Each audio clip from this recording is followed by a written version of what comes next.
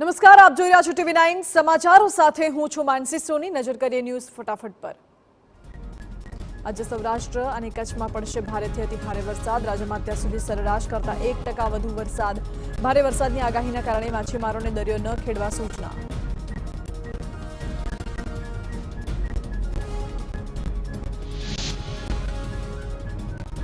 હવામાન વિભાગની આગાહી અનુસાર હાલ સાયક્લોનિક સર્ક્યુલેશન સક્રિય થતા વરસાદની આગાહી કરાઈ। રાજ્યના જુદા જુદા ભાગોમાં છવાઈ શકે છે વરસાદી માહોલ।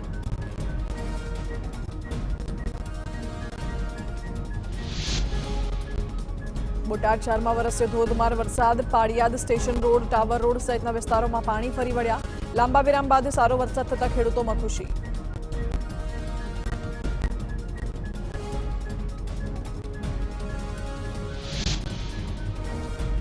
દ્વારકા જિલ્લાના ગ્રામ્ય પંથકોમાં પવન સાથે મેઘમહેર।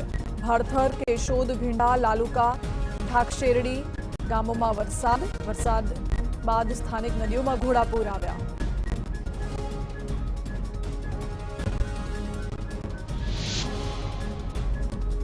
જૂનાગઢના ઘેડ પંથકમાં ભારે વરસાદ પડતા પાળો તૂટ્યો। બામણાસામાં ઓઝત નદીના કાંઠે 160 મીટરનો પાળો બનાવાયો હતો, જે ભારે વરસાદના કારણે તૂટી ગયો। તંત્રએ પોતાની પોલ છુપાવવા રેતીની બાસકી અને માટી નાખી હતી।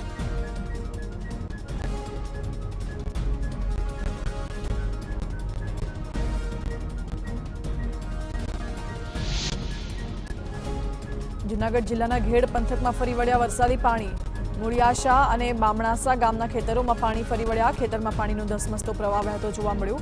મઢડા, આખા સહિતના ગામના ખેતરો પાણીથી તરબોળ।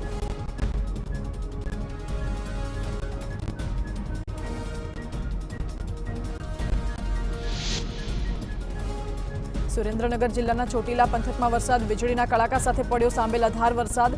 નેશનલ હાઈવે પર પાણી ભરાતા વાહન વ્યવહારને અસર।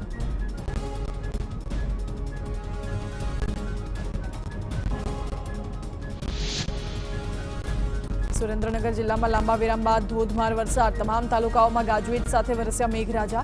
ચોટીલામાં પવન સાથે 3 ઇંચ વરસાદ, તો ધ્રાંગધ્રા અને મૂળીમાં 1.5 ઇંચ વરસાદ। પાટડી, સાયલામાં પણ 1 ઇંચ વરસાદ। નીચાણવાળા વિસ્તારોમાં ભરાયા વરસાદી પાણી।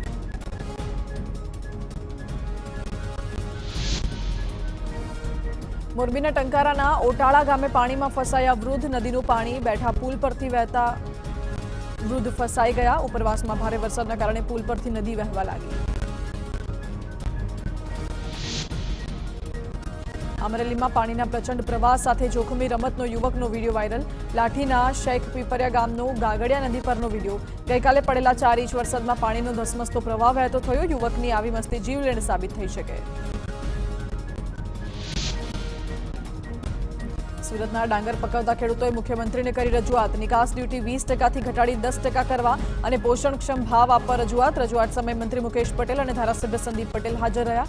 મહત્વનું છે કે દક્ષિણ ગુજરાતમાં ઉનાળુ ડાંગરનું મબલખ ઉત્પાદન થાય છે। તાપીમાં ડોલવણના ઘાણી ગામે લો લેવલ કોઝવે પર હલકી ગુણવત્તાવાળી કામગીરી કરાઈ। પહેલા જ વરસાદમાં ધોવાયેલા કોઝવેના બંને છેડાઓ પૈકી એક છેડે ગ્રાવલ નાખી કહેવા પૂરતી કામગીરી કરી। મીડિયાના અહેવાલ બાદ ફક્ત એક બાજુ ગ્રાવલ નાખી વહીવટી તંત્રએ સંતોષ માન્યો।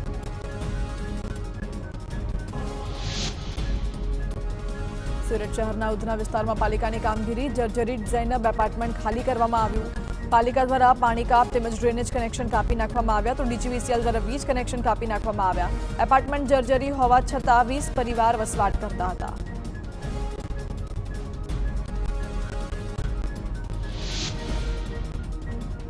વલસાડમાં કપરાડા તાલુકામાં પાયાની સુવિધાઓનો અભાવ। બારપુડા ગામે સ્મશાન ભૂમિના અભાવે ચાલુ વરસાદે ખુલ્લામાં અંતિમ વિધિ કરવા ગ્રામજનો મજબૂર। તાળપત્રી બાંધી અંતિમ વિધિ કરતા હોવાનો વીડિયો વાયરલ। વારંવાર રજૂઆત કરી હોવા છતાં સ્મશાન ભૂમિ ન બનાવવામાં આવતા ગ્રામજનોએ મૃત્યુ બાદ પણ હાલાકી ભોગવવી પડે।